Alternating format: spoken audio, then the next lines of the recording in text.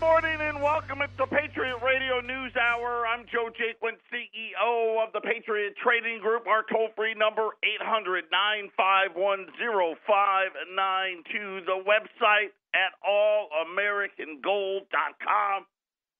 And wow, I hope you all had a great Father's Day. I took a day off on Friday. I may never take another day off again. Wow, what a drubbing. Taking gold to the woodshed. Here was the funny part. I still don't get it. Maybe I'm missing it. I don't know. I mean, we've got a full-blown trade war. Wait till you hear all the things that we're going to be talking about again today. We've got people, more and more countries now, backing out of the U.S. Treasury markets, and gold falling just doesn't add up. I mean, over the weekend, so I was really not in work mode. So me and my wife, we drove out to San Diego Thursday. We got in later Thursday night, and I did not touch a computer. I did not get on my phone, because you can do that now, right? I guess you got a computer in your pocket at all times. I didn't do any of that stuff. And I don't even know if the TV was on for an hour the whole time. It was actually really nice. And when I got back into town, we weren't gone very long. We got back late Saturday. So Sunday, I started to get back up to speed. And we're in trade wars now with countries I didn't even know we were in trade wars with. India is imposing tariffs on us, and of course, you know, China is the headline, but Canada and Mexico, the EU and Brazil and all of these other things. But it just left me scratching my head because it really doesn't make any sense. Why would gold fall because of that? That's not good, is it? I don't know. I've got an idea of what I think is going to happen. We'll share that all with you. I did get, you know what, I spent a weekend for mail. I got some fan mail. I got a postcard from my buddy Rick in Milwaukee. I do listen every day. What I don't know, though, is whether I can take looking at your balding mug now during each show. Pretty scary, Rick in Milwaukee. Listen, I warned everybody. I did. In fairness to me, I said I had a body and a face for radio. And I did not know this, but I guess Ramon put my picture up on, if you like, listen via podcast or whatnot. I guess my ugly face is up there. I don't know if I can do that either. That was the best picture I could find, too, by the way. No offense. There's no good ones. I mean, you know. So I want you to know, Ramon, yes, because of you, I got this lovely postcard from Rick in Milwaukee. For those of you that listen, and I didn't even know Ramon had done it. It's not like he asked me, you know, hey, Joe, I'm going to put your ugly face up on the podcast. I'd have been like, I wouldn't go and do that. But nonetheless. We can get you out to glamour shots or something later on. You know what? They'd take one look at me and be like, yeah, no, here's your money back. You know.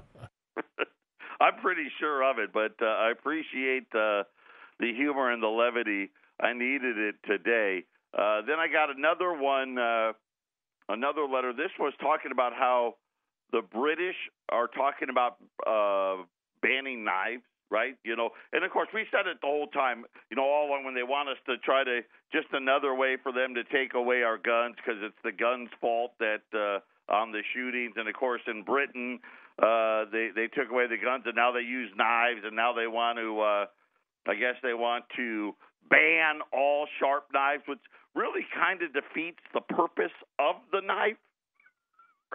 Hey, I need a really dull knife. I don't ever remember thinking to myself, man, if I just had a dull knife, I could get this project done.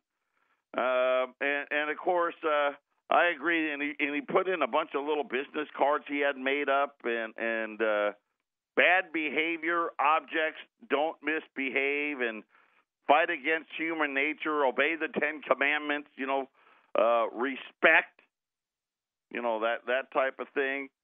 Avoid astrology, palm reading, card readers, numerology, Ouija boards, all that stuff. Mind-altering drugs. Yeah, I may want to stay away from that. Even now, really, prescription drugs. I don't know. I've said it a bunch of times. I really think a lot of this can be tied back to the medication thing in general. And then everybody. So here's the one thing that I did hear over the weekend was this whole, they're separating the babies from their moms as the people are coming over illegally. And I'm like, they've been doing that for a long time. Of course, the part they didn't tell you is that when they can't prove that the child is actually theirs, or the parent has committed some other crime. What shocked me was how many. Like 2,000 of them in just the last 6 weeks. And it just had me thinking. Here in the United States, if you had a parent that decided, you know what, we're going to take the clothes on our back and we're going to walk across the country in the heat and in the cold, in the rain, and whatever it may be, and we don't have any money, we don't have any of this and any of that, people would be outraged if you didn't take the kids from the children. But somehow in this case, it's horrible. I don't know. It's got to stop. Somehow it's got to stop. We got to do better. Patriot Radio News Hour. We'll be back after the break. 800-951-0592. The world's lost its mind. It really has. And I'm thinking about, and I don't know why. I don't really comment too much on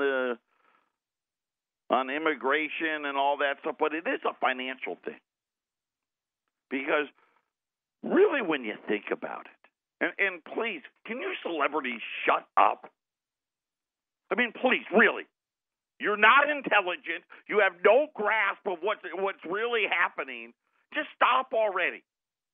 I would actually like to watch a movie or go to a movie, you know what, but now I don't want to support any of you. I'd like to. But it's hard. You're making it impossible because you're ridiculous. Your comments are idiotic. Who would have thought? Well, I got to think about this. When did we decide that people can just go from one country to the next, and it's okay?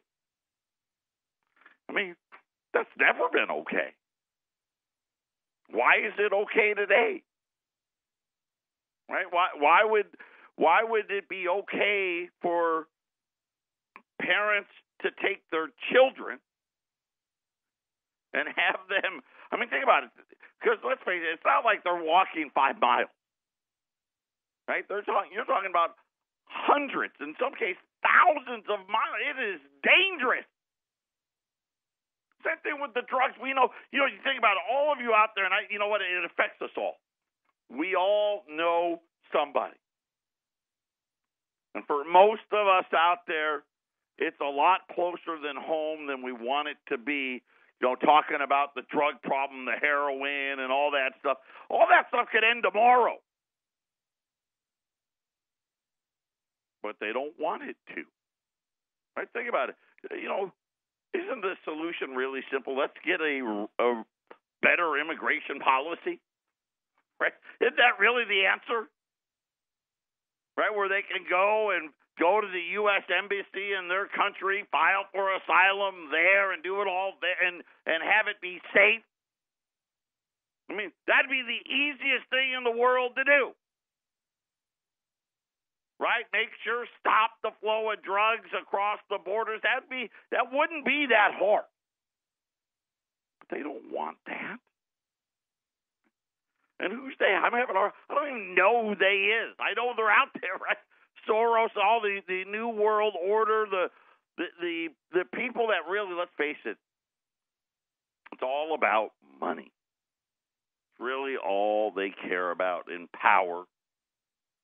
And And you think about, and I think back to when I decided that my Uncle Eric wasn't a wacko. Because remember, and I tell the story all the time, when I first met him, I thought he was. Super nice guy. Total whack job. A lot of it had to do with the things that are happening today. And I think back, and I'm like, man, that was 20 years ago. These things, they take time to play out. But he would tell me all the time, oh, man, this is going to be terrible for the United States. Right? And people aren't going to make any money. Talking about we're losing all these jobs. Look at today. And yeah, there's jobs, sure. And we talk about it all the time, right? You can be a waiter or a waitress, a busboy. You can drive around drunk people. And I say that, and I don't say that facetious. I mean, let's face it, what is really Uber and Lyft? What is it really? That's what it is. Drive around some tourists that have been drinking.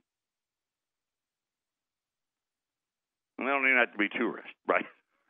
Hopefully it does cut down on drunk driving. I support that. But let's call that what it is. It's not a good job. Even the jobs now that they say are out there, none of these companies want to pay you.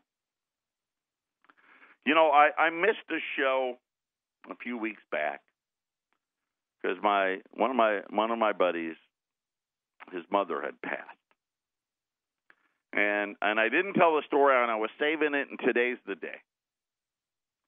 So before the funeral, me and two of the other guys that we golf were golf buddies, and we were driving up in my car. And before we decided to head up to Prescott, we went and had breakfast, something you do. And we got to talking. And one of the buddies was talking about how he's had to leave for India that night. So part of the thing why we drove up together, I had somewhere to be, he had somewhere to be, so we were going to go up and come back down. And I said, India. And he's like, yeah. And he works for a major financial institution, but not like a bank. Yeah, they help companies do their filings. Okay, so like their 10Ks and all that stuff, and do a lot of. So they're on that side of it. And I said, what are you doing over there? And at first he talked, real vague. Processes and looking for any way to improve efficiencies and blah, blah, blah. And I'm like, I get it. But what are you doing in India? And he goes, well, what do you mean? And I said to him, well, let me just be blunt. Are you in India because they'll do the same jobs Americans will do for a lot less? And he just smiled at me and he goes, that's exactly what we're doing. He goes, and I get it. This is what he said to me. He goes, I get it. He goes, I hope I'm high enough up the food chain that I'm not training my replacement. And he said to me, he goes, they work, it's about a third. In other words, having somebody in India doing the work cost about a third. Okay? And I start thinking about all of these people that are coming into this country illegally. And, of course, we talk about how you hear it from everybody. We need to be more educated. We need to go to college. We need to do this and that. And yet hundreds of thousands. It's amazing the numbers. I want to say in the last 6 weeks, and don't quote me on this because I got it off the TV. I know that 2,000 children had gotten, quote unquote, separated from their parents. And most of those, if not all of those, is because they couldn't prove, they didn't know if that was really the case or not. And or the parents were already, gotten caught or already broke a law here and were coming back, whatever the case was. That's why they do that, by the way. You don't hear that. No, we're just being mean. But they're all uneducated. Right? They don't speak the language. They don't have an education, and you think about what is that really doing? Right? What is it doing to the nation? And of course, it makes us poorer, right? And we've got to spend all these resources. You think about how much we're spending just to feed and clothe these people when we could easily come up with. I know we could. But they don't want a better system, right? And they don't want it to be, and it's frustrating because I wish all of us would just get together and get on the same page and say, hey, wait a minute. First of all, this needs to stop. Stop the drugs from coming in. Stop the illegals from coming in. And now let's come up with a way to get this to work the way it should. I don't think it's that hard of a deal. But they'd rather spend hundreds of billions of dollars to ensure it never works that way. And I just got to thinking about what my buddy was doing. He's there, by the way. He's still there. And it's a 9-week assignment that he's there. And he says that he goes, this is not his first time, but every 18 to 24 months, they're adding more people there.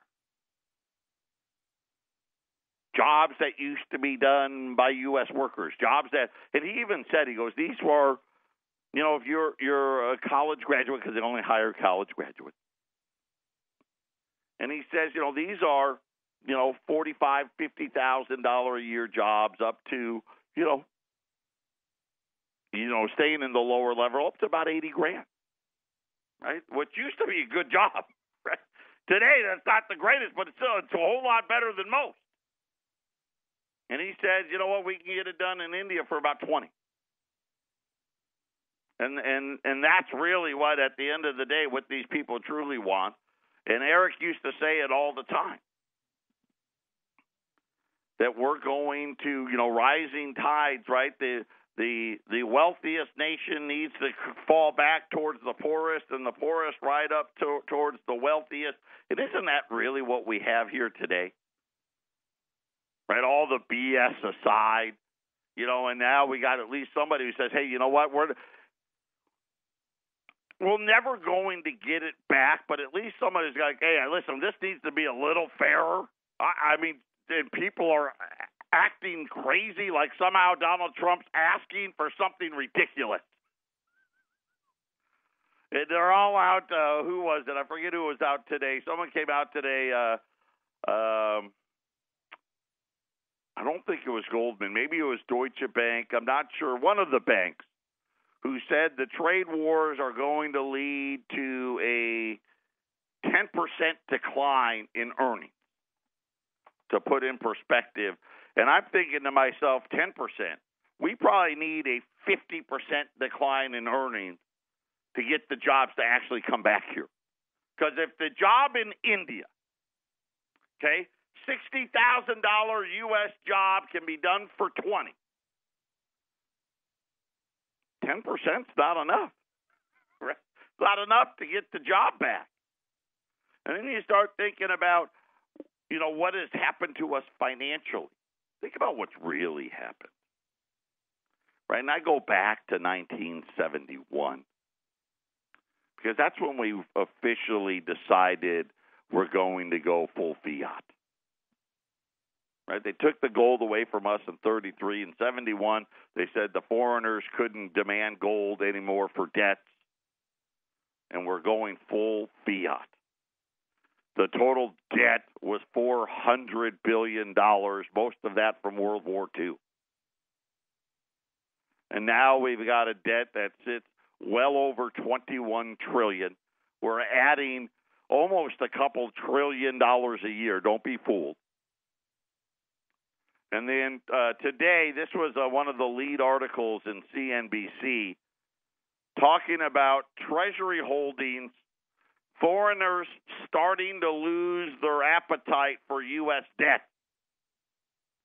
And I start thinking about The European Union says it's going to buy less bonds. The Japanese say they're going to buy less bonds. We're saying we're trying to sell even. Let's wait. Look at how many we're trying to sell. Who's going to buy it all? Foreign governments pulled back their purchases of long-term U.S. debt as trade tensions are escalating around the world. The declines have been small so far. Just shy of about $5 billion a month in March and April. We need all the help we can get in search of buyers for U.S. Treasuries due to the enormous supply coming our way in the next few years, according to Peter Brokaw. And you know what's funny is it's not just few years. We will be running somewhere close to $3 trillion a year deficit. That's not a guess.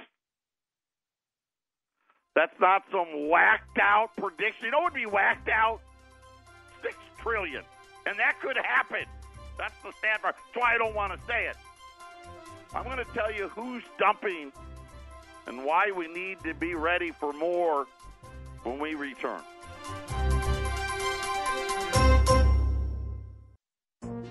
This is the Phyllis Schlafly Report, presenting a daily conservative perspective since 1983, continuing the legacy of Phyllis Schlafly. And now, from the archives of Phyllis Schlafly Eagles, here is Phyllis Schlafly. Yesterday was Father's Day, and it's a good time to reflect on one of the biggest social and fiscal problems in America today, the sad plight of the some 20 million American children who are growing up without the care and authority of their own father in the home. There are many reasons for the missing fathers, and the least of all reasons is the so-called deadbeat dad. That's a nasty epithet coined by the feminists to show their disdain for men and their ideology that men are not necessary. Most of the children who lack their own fathers in the home have been made fatherless, either by their mothers, who decided to have babies without getting married, or by a family court judge who ruled that after a divorce, child custody should be given to the mother, while the father is labeled non-custodial and ordered out of the child's life. The constitutional right of the parents to control the care and upbringing of their own children should belong to both parents equally. But when primary or sole custody is given to the mother, the father becomes merely a sometime visitor in the child's life, often just 2 days a month. That's why it's called visitation. His only value is considered to be mailing a monthly check to the mother, which she can spend any way she wants. The father loses all parental authority and fades out of his own children's lives. There is beginning to be some recognition of the injustices of the family courts who have deliberately excluded fathers from living with or exercising parental authority over their own children. Several states, notably Florida and Minnesota, have passed reform bills that recognize that in the case of divorce, the parents should have joint legal custody unless evidence is presented in court that one parent is unfit. More states are moving in this direction, and that is a hopeful sign. Shared parenting would enable children to maintain strong ties to both parents. This has been the Phyllis Schlafly Report from Phyllis Schlafly Eagles. The traditional family is the building block of our communities and country. That's why it's imperative to support strong marriages, respect fathers, and champion stay-at-home moms. At phyllisschlafly.com, we oppose the liberal attempt to redefine the family. To join us, visit phyllisschlafly.com. Thanks for listening, and join us again next time for the Phyllis Schlafly Report. 800-951-0592. You know, we get caught up day to day. And like I said, I still can't explain Friday. I don't know. Why was gold down 25 or 26 bucks? I have no idea. I couldn't tell you. Because really what is happening is exactly what we've been talking about now for over 2 decades. This isn't, it's so funny. And I think about all the people out there, they're trying to scare us. They say it then. They've been saying it for 20 years. If you actually really want the truth, you'll listen here. Now you got to tolerate my ugly face on the podcast. I don't know. Maybe Ramon can dress me up and make me look pretty. But it's happening. Now they're talking about all of these countries pulling out of the debt market. And they say $5 to $10 billion. And then I read the rest of the article. I don't know what these guys are talking about. Russia led the decline, not a shock. What was a shock, though, was by how much? Almost $50 billion they cut. They're down to only $48 billion in U.S. Treasuries. In March, beginning of March, they had $96 billion.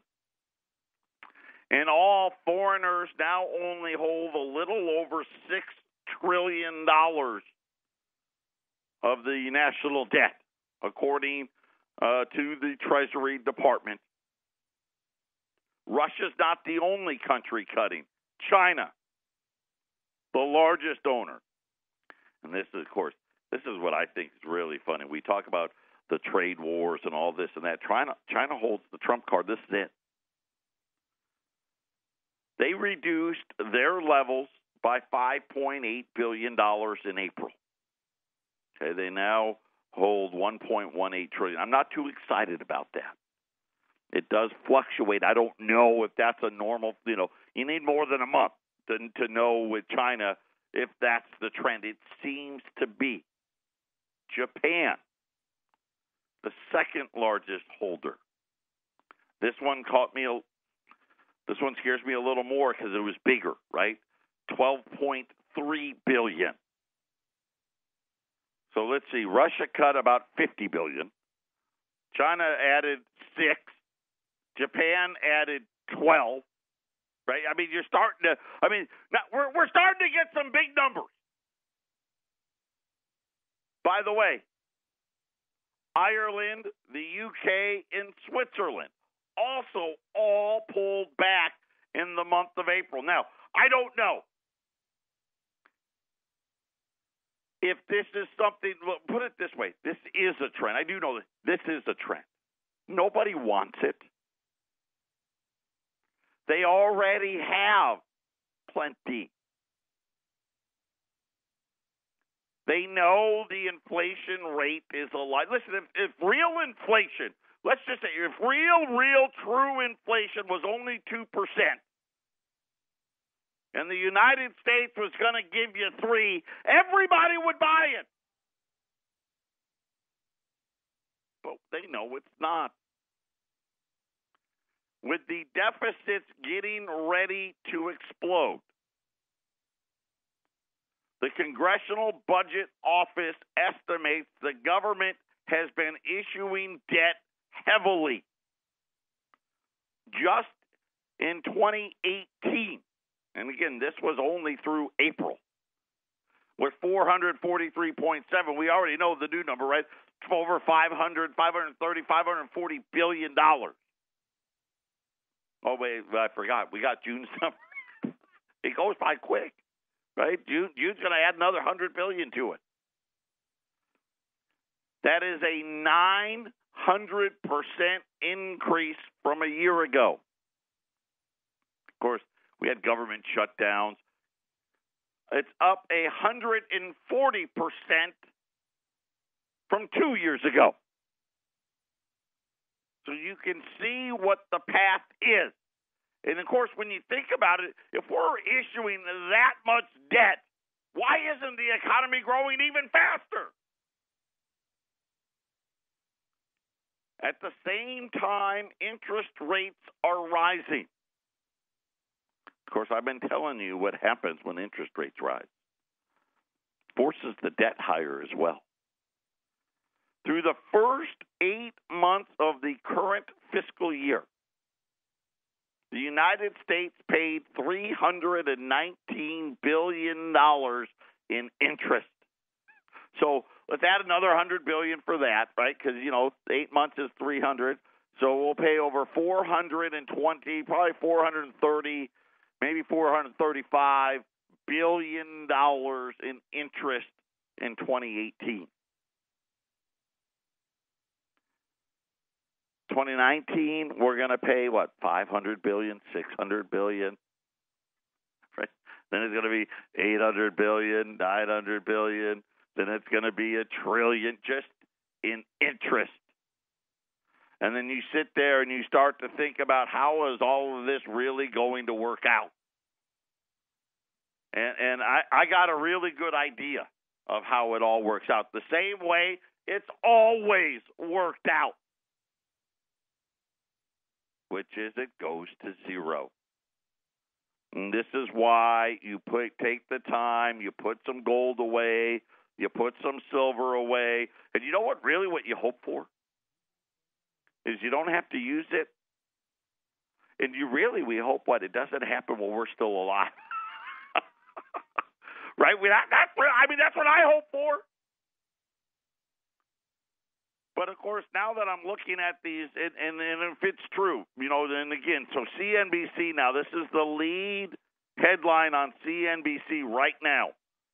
Russia cutting Treasury holdings in half, foreigners starting to lose appetite for U.S. debt, and then they've got a picture with Vladimir Putin and the Chinese president, President Xi, standing together. What two countries are buying all the gold again? Oh, that's right. Russia and China. And what have I been telling you all? Why? Why are they? Why are all these other countries adding to their gold holdings? Why are they demanding all of their gold back? I think that's actually even scarier. Hey, I know you've been holding our gold for like 100 years, but just for giggles, we'd like to have it back now. Something's happening. We don't know what it is. They do. Right? And I know that the biggest bubble that we have is this bond market bubble. How is all of this going to work out? How is it tied to trade and no borders and all these other things? I think it's all tied together. Patriot Radio News Hour. We'll be back right after the break. 800-951-0592. Really hard to tell. We got a great retail sales number on Thursday. Gold rallied. The Dow was down because that wasn't good, because that meant more rate hikes. And, of course, gold likes rate hikes. I keep trying to tell everybody that. Then Friday, the trade wars really picked up, and they haven't stopped. And then the Dow was down again, and they hammered gold. And, again, I don't know, right? I do know, right? Somebody went in and took advantage of a market, and down they went. And I didn't even know when it happened. Was it before, early, late? My guess is it probably happened somewhere overseas, in between trading hours and all that, like it normally does. But it doesn't matter. It doesn't change anything. And you start to think about this morning, Dow's down again, right? Gold stabilized, right? Gold's up 3. The Dow's down 180 points. And people are starting to try to figure out what's happening. And the news coming from overseas is those markets are slowing. They're saying the Chinese market's slowing. Europe is slowing, even though, when Draghi says, hey, we're going to stop buying bonds. But that's about it, right? That was his dovishness. The euro's getting hammered. Will the euro survive? Will the euro make it to 2020? I think that's a valid question. Because we'll have to watch Italy and Spain now as their bond spreads become unmanageable. And now they're talking about the Financial Times and Barron's. Both have been writing about what is going on with the central bank, and then specifically, right, we had the Malaysian central bank, we had the Indian central bank, right, amongst others, come out and say the Federal Reserve is the one that is causing all the trouble. And then over the weekend, Societe Generale's global strategist, Albert Edward, right, this guy's a pretty famous guy, published an article talking about the looming recessions that are going to come and who's going to be to blame for them all. And, of course, I already know who it's going to be, right? This is a central bank problem. This is what they do. They bankrupt. That's what fiat money's designed to do. I know that's hard for you to understand. You know what's funny here is they use the word stable. And you hear people, you know, Larry Kudlow, strong dollar. It doesn't say strong dollar, it's stable. That's the word. That's what the Federal Reserve says that its mission is. Full employment. Why would a central bank have anything to do with employment, first off? I think now that got added later. Right? Stable dollar. Now, for a lot of people, initially when you think about stable, you're like, okay, well, yeah, it stays, right? It doesn't move very much. What we didn't realize is what they really meant was we'd like the devaluation to be stable, right? So it's always moving gradually downward.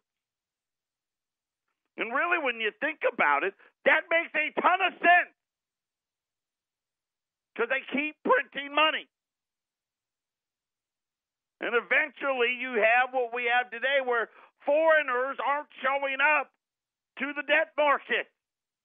Now, right now, they're acting like, oh, the dollar's so strong. That's good. Other countries got bigger problems, right? We haven't gotten to ours yet. It's coming. But Edwards, he made his name for himself when in the 90s, when he talking about the Asian financial crisis, of course, another one of these, what I'll call a George Soros-made event, right? This is where the guy, came into prominence. And of course, he was making the prediction in 1995, and I always like when you can back it up.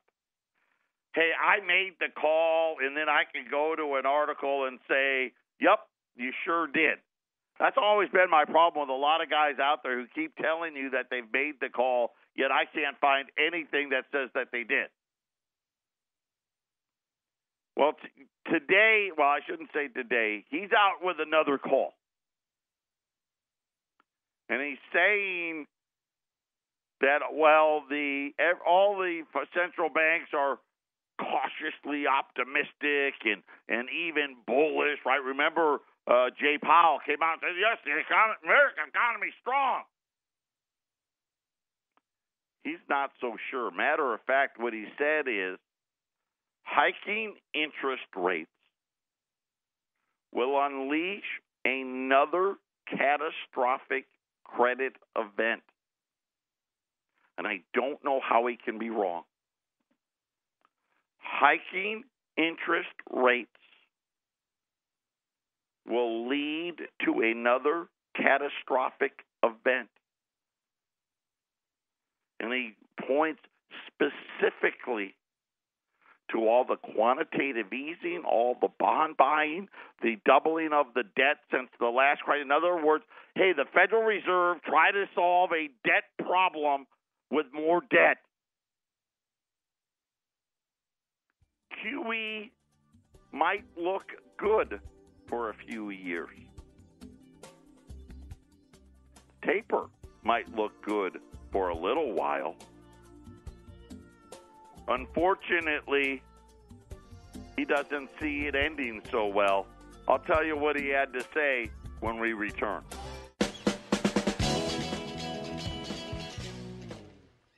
(800-951-0592) talking about Albert Edwards, who was very prominent in the lead up to the Asian crisis. And for those of you that didn't know what that was the financial issue. That was an issue with currencies. And now he's saying, hey, we're going to have this issue again. But